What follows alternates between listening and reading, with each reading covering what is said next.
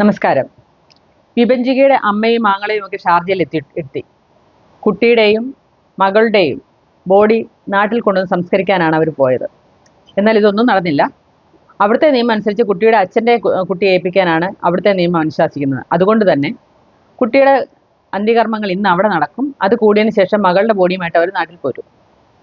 ഇതിലെ യാഥാർത്ഥ്യം എന്താണെന്ന് വെച്ചാൽ, ഇതിനെക്കുറിച്ചുള്ള പോസ്റ്റുകൾ സോഷ്യൽ മീഡിയയിലും മറ്റ് പ്ലാറ്റ്ഫോമിലും ഒക്കെ വരുമ്പോൾ നമുക്ക് കാണാൻ സാധിക്കുന്നത് നിതീഷിൻ്റെയും ബോഡി ഷേമിങ്ങും അവരുടെ വീട്ടുകാരെ വിമർശനവും മാത്രമാണ്.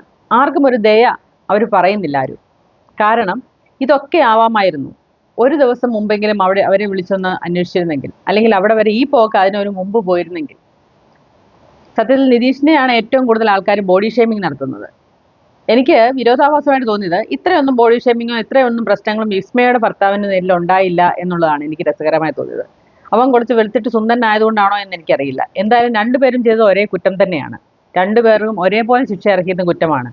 പക്ഷേ ഇത് നാട്ടിലല്ല നടന്നത് എന്നുകൊണ്ട് നിതീഷ് രക്ഷപ്പെടും എന്ന് തന്നെയാണ് എൻ്റെ വിശ്വാസം.